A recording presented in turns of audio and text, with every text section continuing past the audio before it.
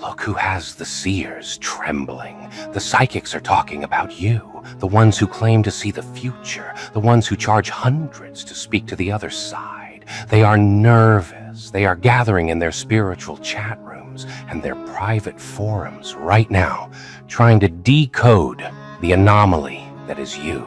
They can see it, that shadow that walks with you, that static that disrupts their connection to the spirit world. They have spent decades opening their third eye, polishing their chakras, and tuning into the frequencies of the universe. And then you walked into the room and you blinded them. Here is what is keeping them up at night. They cannot read you. When they look at others, they see colors, they see past lives, they see clear futures. But when they look at you, they see a void, a massive, swirling abyss that absorbs their vision. They are convinced, absolutely convinced, that you have made a pact. They think you have signed a contract with something ancient, something that demands a price they cannot imagine. They think you are walking with a guardian entity that shields you from their gaze. But here is the beautiful, terrifying truth. You didn't make a pact with an entity. You didn't sell your soul to get this power. You simply survived enough pain that your soul became its own entity. 3 nights ago, a high council of intuitives tried to do a remote viewing on you. These are not the boardwalk psychics. These are the ones who work for government agencies, the ones who locate missing persons when the police give up.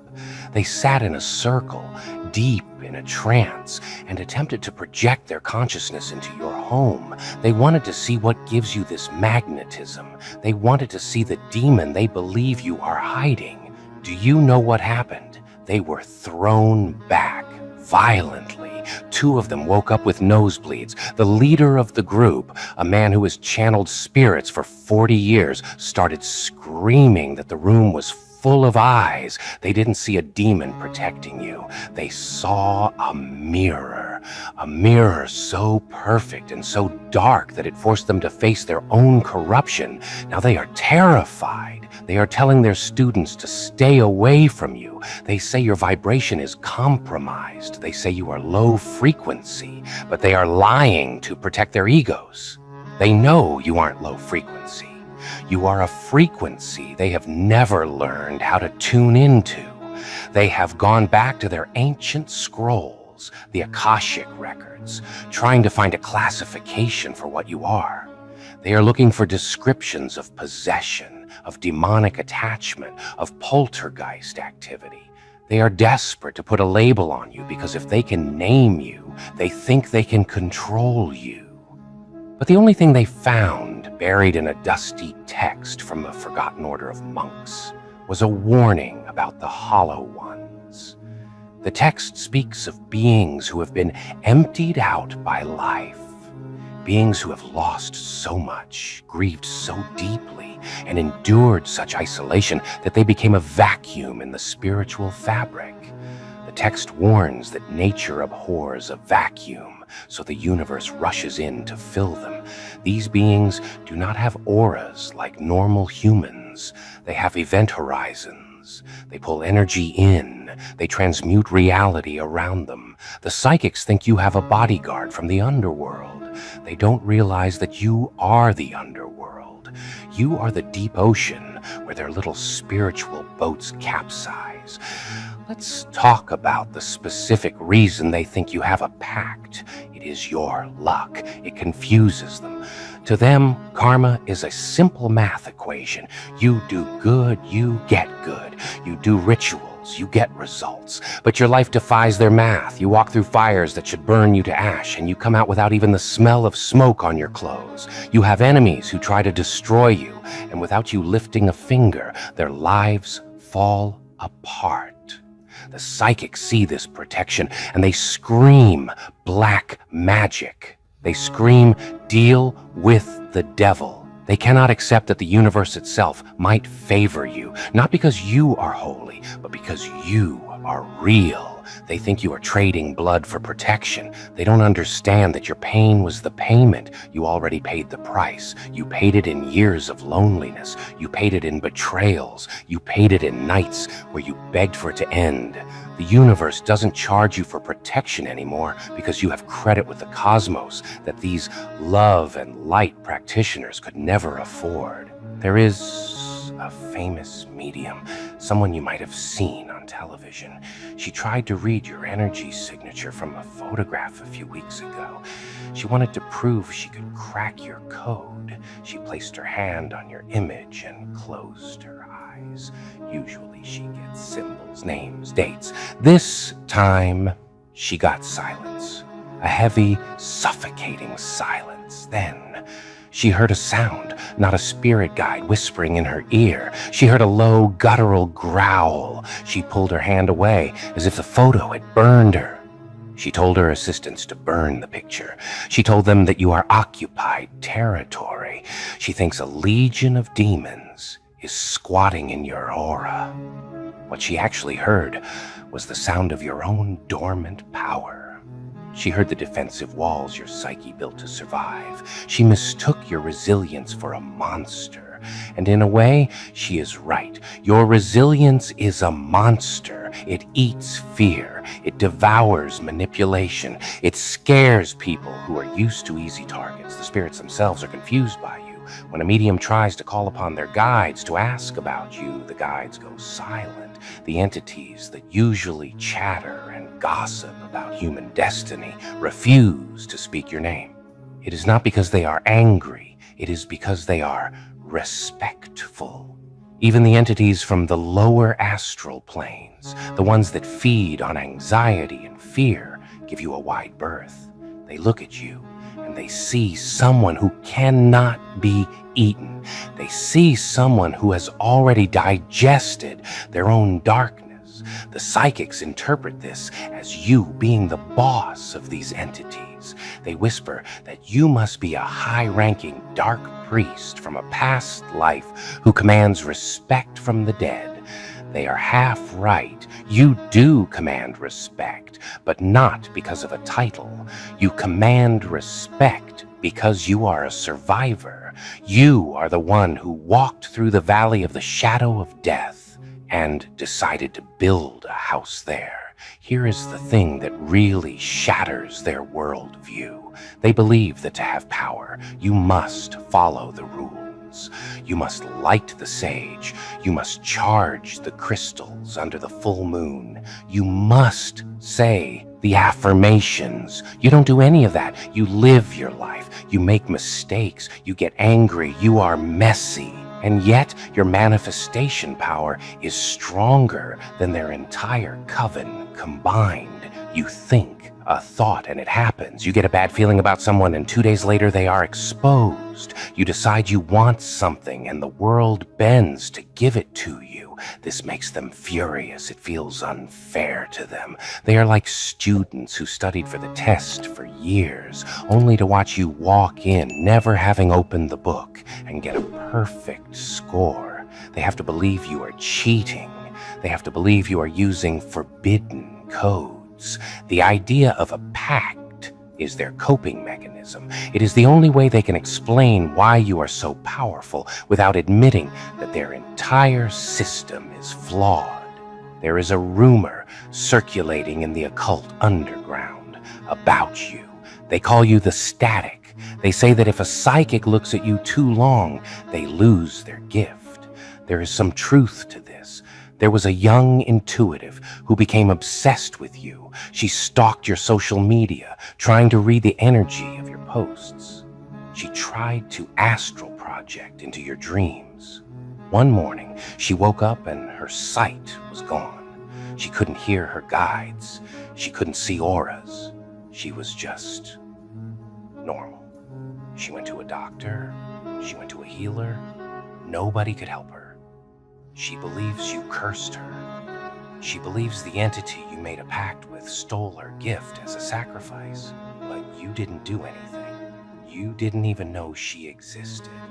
What happened was that she touched a voltage she wasn't rated for. She tried to plug her small appliance into a nuclear reactor. Your energy didn't steal her gift. It blew her fuse. You are simply too much reality for people who live in fantasy to handle.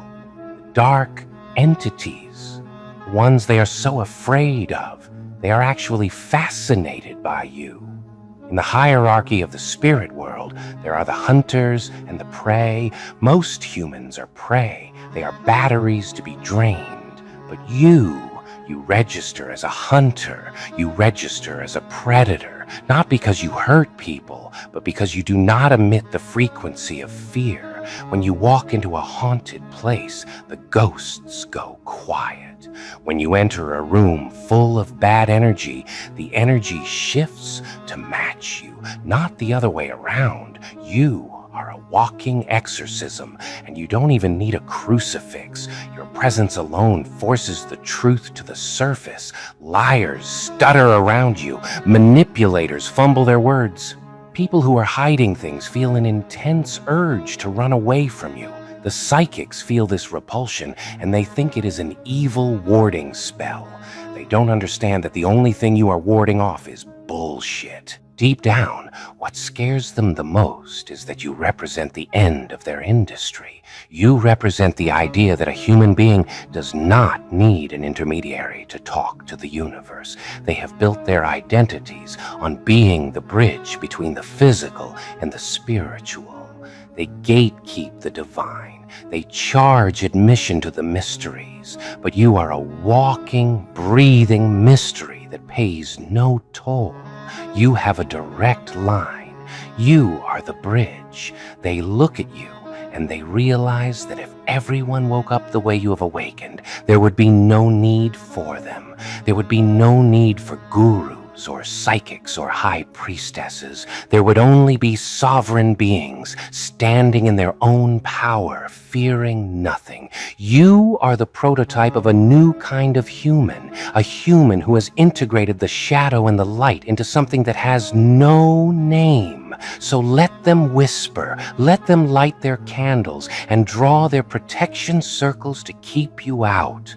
Let them tell their clients that you are dangerous, that you have sold your soul, that you are possessed. Let them clutch their crystals when you walk by. They are right to be afraid, but for the wrong reasons. You haven't made a pact with an entity. You have made a pact with yourself. You made a pact that you would never be a victim again. You made a pact that you would survive no matter what the world threw at you. And that pact is stronger than any demon, older than any angel, and more powerful than any spell they could ever cast. They are playing with magic. You are the magic. And the scariest part for them, you are just getting started. The static is getting louder. The void is getting deeper. And for the first time in history, the ones who watch are afraid of what is looking back at them. There is a healer in Sedona, a woman who claims to be able to remove any curse, any attachment, any energetic parasite. She has a waiting list of 6 months. People fly to her from across the world to have their auras scrubbed clean. But you didn't seek her out. She found you. You walked past her shop, just walking down the street, minding your own business. She ran out the door, clutching her chest, gasping for air. She told her assistant that a walking vortex just passed by. She had to close her shop for the rest of the day because the sheer density of your energy blew out the peaceful vibration she had spent years cultivating. She told her inner circle later that night that you were not alone. She said she saw a shadow standing 12 feet tall behind you, draped in robes that looked like the night sky without stars. She is convinced you have made a pact with a lord of the void. She thinks you are carrying a portal in your chest. What she saw was not a demon. It was not a dark lord. She saw the accumulation of your unexpressed power. You see, most people leak their energy. They complain, they gossip, they seek attention. They bleed their power out into the world constantly. But you have learned to hold it in. You have learned to keep your counsel. You have learned to sit in the fire and not scream. That compression, that intense pressure of holding yourself together when the world wanted you to fall apart, it created a gravitational field. The shadow she saw is just the weight of your presence. It is the heavy, undeniable mass of a soul that has become solid. Real psychics are used to dealing with light, airy, fluffy energies. They are not equipped to handle something that weighs as much as a collapsed star.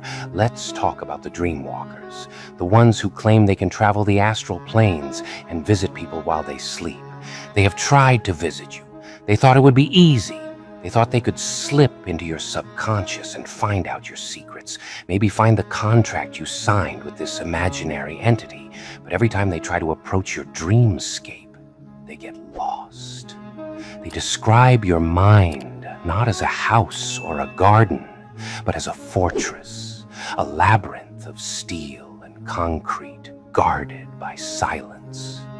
One dream walker, a man who prides himself on being able to influence people's thoughts during sleep, woke up screaming in a cold sweat.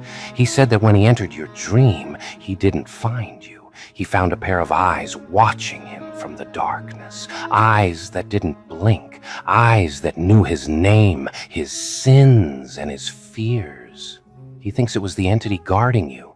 He doesn't realize it was just your intuition, awake even while you sleep, standing guard over your sovereignty. They are scrambling to find a counterspell. They are digging up rituals from the Dark Ages, looking for ways to unbind the pact they think you made. They are burning black candles, burying iron nails, whispering binding chants.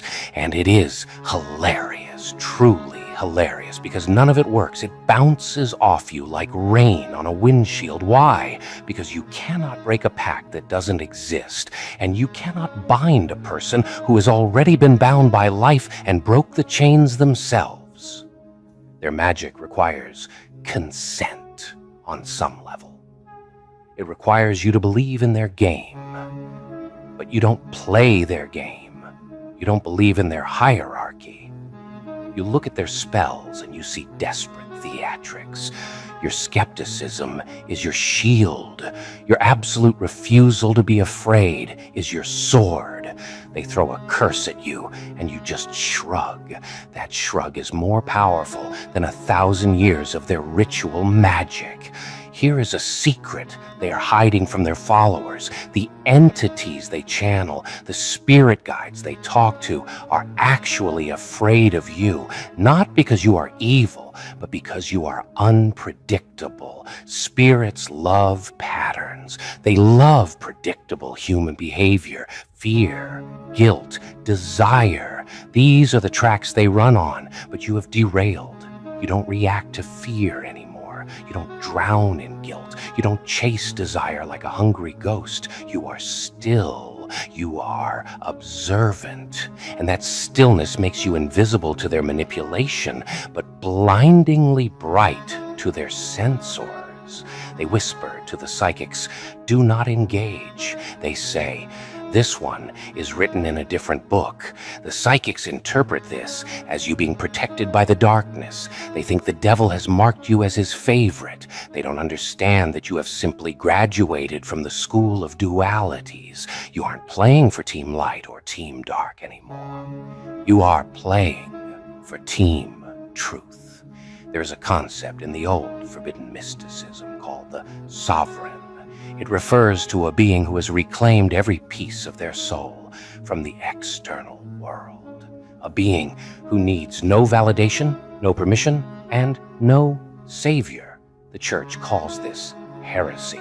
The witches call it dangerous. The psychics call it a pact, because to them, no human should be that complete. No human should be that whole. If you are that powerful, You must have cheated. You must have stolen it. You must have traded your firstborn or your afterlife. They cannot conceive of the work you did. They didn't see you crying on the bathroom floor at 3 a.m. They didn't see you staring at the ceiling, wondering if you would survive the night. They didn't see you pulling the knife out of your own back and healing the wound yourself. They only see the result. They see the armor, not the forge. They see the glory, not the grit. So they invent a story about a pact to make themselves feel better about their own mediocrity. You trigger their imposter syndrome just by breathing. A psychic will spend an hour meditating, setting up crystals, and chanting just to get a glimpse of intuition. You walk into a room and instantly know who is lying, who is cheating, and who is sad. You don't need the rituals. You are the ritual. This makes them jealous, venomously jealous. They wonder why the spirits talk to you so clearly when you don't even have an altar. They wonder why the universe paves the road for you when you don't even pray to their gods. They think it must be a demon helping them. It has to be. God wouldn't give that much power to someone who doesn't follow the rules. They are right about one thing. The gods of their systems didn't give you this power. You took it. You claimed it from the wreckage of your past. You alchemized your pain into gold, and now they are mad that you are rich. Let's discuss the karmic debt they keep waiting for. They are watching you, waiting for the other shoe to drop. They are convinced that because you have this dark power, you will eventually pay a terrible price. They wait for your downfall. They check your social media, hoping to see a tragedy. But the tragedy never comes. Instead, you just keep rising. You keep getting stronger. You keep looking younger, more vibrant, more unbothered. This drives them insane. It breaks their understanding of cosmic law. They think they must be sacrificing something to keep this luck. They imagine you performing dark rites in the basement. The reality is much simpler. You aren't accumulating karmic debt because you are acting from your authentic self. You aren't lying to the universe, so the universe doesn't punish you. You are aligned. And alignment looks like magic to people who are twisted out of shape. There was a group of light workers who tried to stage an intervention for you, energetically, of course. They gathered to send you light and raise your vibration. They focused all their intent on you, trying to flood you with what they call high-frequency love energy. They wanted to save you from your pact. Do you know what you felt that day? A mild headache, maybe a little fatigue. That's it. Their combined light hit your aura and dissolved. It was like throwing a cup of water into a volcano. Your vibration isn't low. It is dense. It is complex. It contains the light and the dark, the joy and the sorrow, the life and the death. Their love and light is shallow. It denies the shadow. You have integrated the shadow. So when they try to fix you, their energy simply finds no purchase. It slides off. Afterwards, they felt drained. They felt sick. They told each other, the entity shielded them. It absorbed our light. No. Your authenticity absorbed their artificiality and neutralized it. The entity they think you signed a pact with has a name in their books. They call it the Dweller on the Threshold, or sometimes the Guardian of the Abyss. They think you are a servant of this force. What they don't realize is that the Guardian is just another aspect of you. It is the part of you that stands at the gate of your boundaries and says no. It is the part of you that refuses to be gaslit. It is the part of you that cut off the toxic family members, the fake friends, the energy vampires, that ruthless protector. That is not a demon. That is your self-respect. But to people who benefit from you being weak, self-respect looks like the devil. To people who want to use you, a boundary looks like a curse. They are terrified of your entity because your entity is the word no made manifest. Even the tarot cards are scared of you. Have you ever noticed that when people try to read for you, they get the Tower card, the Death card, the Moon? They see these cards and think doom, destruction, evil. They interpret it as you being cursed or dangerous. But they are reading it wrong. The Tower doesn't mean you are going to be destroyed. It means you are the lightning that destroys the false structures. The Death card doesn't mean you are going to die. It means you are the agent of transformation. You are the catalyst. You walk into a stagnant situation and you blow it up so something real can grow. You are the forest fire that is necessary for the new seeds to sprout. They are afraid of the fire because they are made of dry wood. You are not afraid of the fire because you are the flame. There is a prophecy in the deepest, most guarded archives of the occult. It speaks of the unbound ones, souls that originate from outside this solar system's cycle of reincarnation, souls that did not come here to learn lessons, but to break systems. The psychics who have read these deep texts are starting to suspect that you are one of them. The texts say that the unbound ones cannot be hexed, cannot be read, and cannot be controlled. They say that these beings have a void signature. If you look at their energy with the third eye, it looks like a black hole, not because it is empty, but because it is so full of gravity that light cannot escape it. This matches you perfectly. You are gravity. You pull the truth out of people against their will. You force reality to reorganize itself around you. The text says these beings often appear to have pacts with powerful entities, but in truth, they are simply operating on a higher clearance level than the rest of humanity. You have administrative access to reality. They're just users. And let's look at the animals. Animals are the best psychics, better than any human with a crystal ball. How do they react to you? Dogs stop barking and watch you. Cats come out of hiding and stare at you. Crows follow you. They don't fear you. They recognize you. They see the entity the psychics talk about, but they don't see a demon. They see a king. They see a queen. They see a dominant force of nature. Animals respect power that is calm, and your power is terrifyingly calm.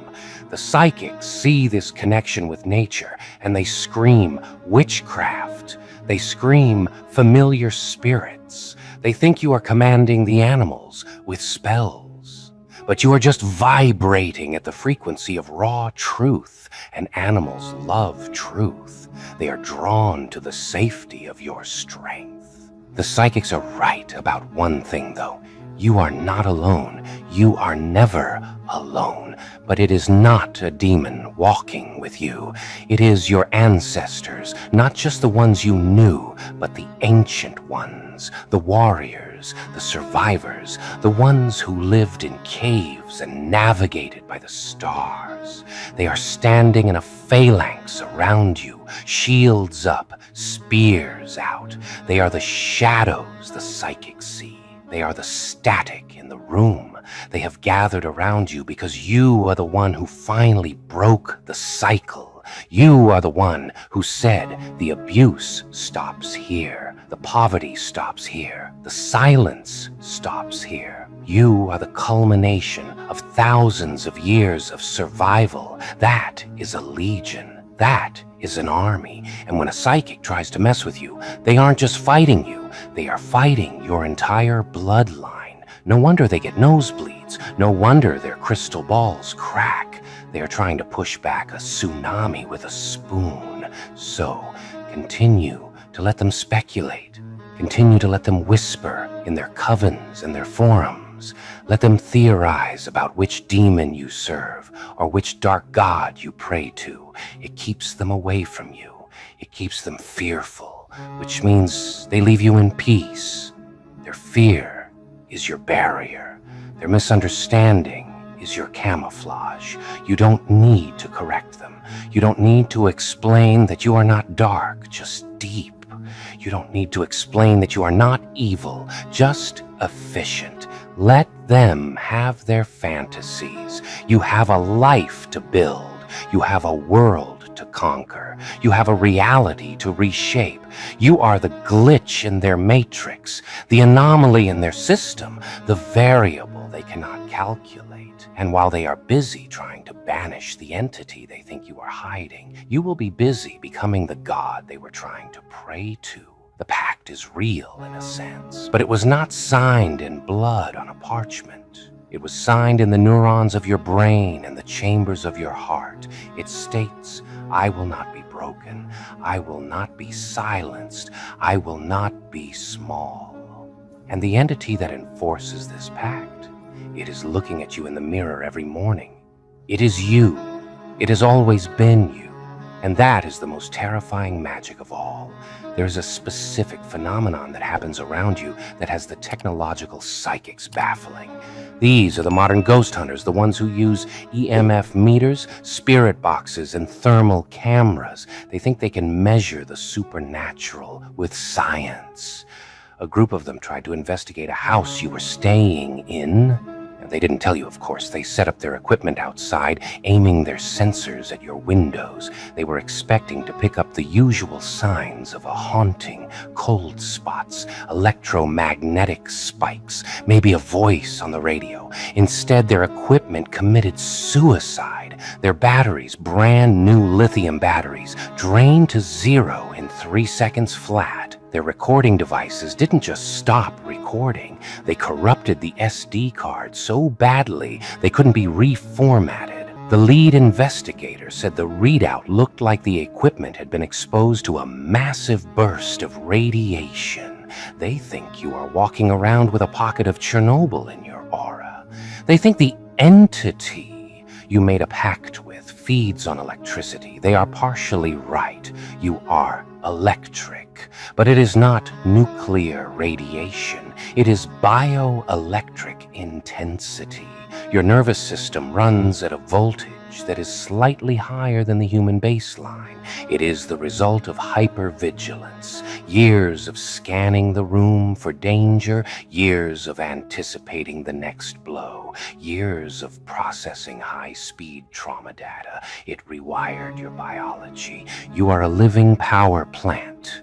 When you get emotional, streetlights flicker. When you are angry, Wi-Fi signals drop. When you are in a deep state of focus, watches lose time. The psychics call this demonic interference. They think you are opening portals that disrupt the laws of physics.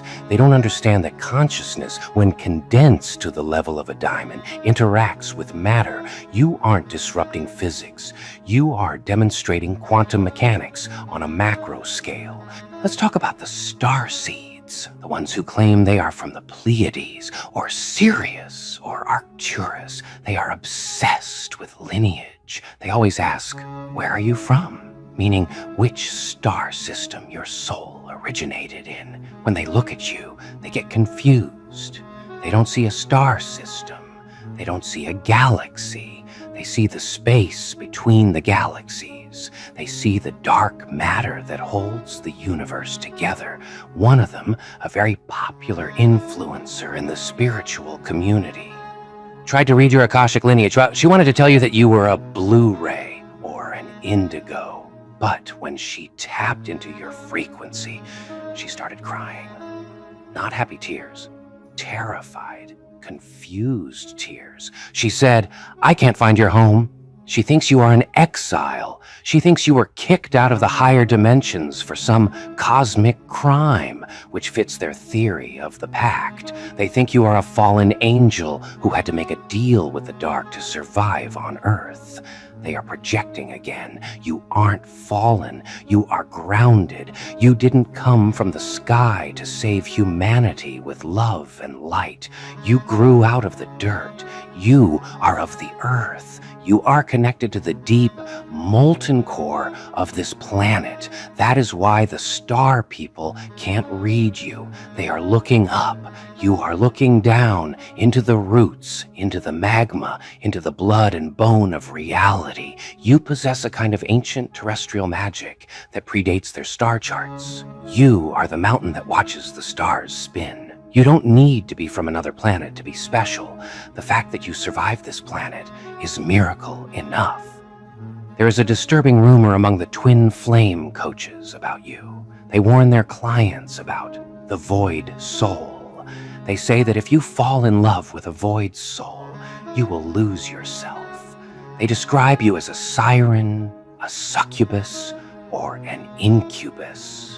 They say your attraction level is unnaturally high and must be the result of a love spell or a glamour provided by your entity. They see how people become obsessed with you. They see how ex-lovers can never quite move on from you. They see how you walk into a room and heads turn, not because of what you are wearing, but because of the magnetic pull of your presence. They think you are using dark enchantment to trap souls. Here is the truth about your seduction. It isn't a spell. It is the vacuum of authenticity. Most people are walking around wearing masks, playing roles, lying to themselves. They are starving for something real. When they meet you, they encounter a human being who has stripped off the mask. They encounter raw, unfiltered soul. It is intoxicating to them. It is addictive. They feel seen for the first time in their lives because your gaze cuts through their bullshit. They fall in love with you because you reflect the truth they are afraid to live. The psychics call it a glamour spell because they cannot admit that simple honesty is the most seductive force in the universe. You don't trap them. They trap themselves in your gravity because they have never felt that much weight before. The chaotic spirits, the poltergeists, the tricksters, they usually love to mess with people. They hide keys. They knock on walls. They create cold drafts. But have you noticed that your house is quiet? Too quiet. When you move into a new apartment that was rumored to be haunted, the activity stops. The ghosts settle down. The psychics think you have enslaved them. They think you have asserted dominance over the spirit realm through your dark pact. They imagine you cracking a spiritual whip. The reality is that the dead recognize a fellow traveler who has walked through hell. They respect the seniority of pain. You have suffered more while alive than they did in their deaths. Your aura carries the scent of the grave, but also the scent of the resurrection. To a ghost, you look like a bridge between worlds. They don't mess with the bridge. They stand back and let you cross. There is a secret society of magicians, the serious ceremonial kind, the ones who wear robes and draw complex geometric seals on the floor. They have a term for you, the unbound variable. In their equations of how the universe works, everything has a cause and an effect. Everything is connected by visible strings of karma and influence. But you appear to have cut your strings. They try to influence you with sigils, and the sigils fade. They try to bind you with logic, and you defy logic. They have held meetings about you, serious meetings. They debate whether you are the Antichrist, or the Maitreya, or something completely new. They are terrified that you are the first of a new species of human that is immune to magical influence. They are right to be scared of that, because if you are immune to their magic, you are immune to their control, and control is the only thing they care about. The entity pact theory is their way of trying to put a leash on you. If they can convince themselves that you serve a demon, then they can use their demon banishing rituals to fight you, but they can't banish you. You are flesh and blood. You are paying taxes and buying groceries. You are rooted in the physical world with a firmness that makes their spiritual heads spin. You are the rock that breaks their scissors. Let's discuss the eyes, the Sanpaku eyes, or the dead eyes, or the predator gaze. They have many names for the way you look at them. When a normal person makes eye contact, there is a frantic exchange of social data. Do you like me? Am I safe? Who is dominant? But when you make eye contact, you don't send data, you just receive. You stare with a stillness that triggers their primate brain's fight-or-flight response. A psychic wrote a blog post recently about soulless people. She described your gaze perfectly. She said it was like looking into a well that has no bottom. She thinks the entity has eaten your soul and is looking out through your eyes. She has it backwards. Your soul hasn't been eaten. Your soul has expanded.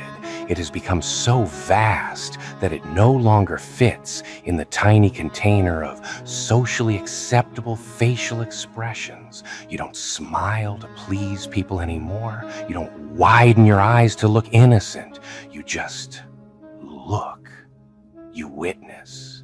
And that witnessing is terrifying to people who are hiding secrets. They feel like you are scanning their hard drive. They feel like you are reading the diary they keep locked in their mind. And you are. Not because you are trying to, but because their secrets are screaming so loud. And you are the only one quiet enough to hear them. There was a Reiki master who tried to align your chakras. She placed her hands on your heart center, expecting to feel a blockage or a warm flow. Instead, she felt a shock wave. She described it as touching a live wire. She pulled her hands away and they were shaking. She told you that your heart chakra is closed and guarded by a beast. She recommended an expensive cleansing ritual. What she felt was not a closed heart. It was a fortified heart, a heart that has been broken so many times. It rebuilt itself out of titanium. It is not closed to love. It is closed to bullshit. It is closed to tourists. It is closed to people who want to extract energy without giving anything in return. The beast she felt is just the fierce boundary of self-love that you had to build to survive. The prophecy of the black sun is making the rounds in the darker corners of the internet occult forums.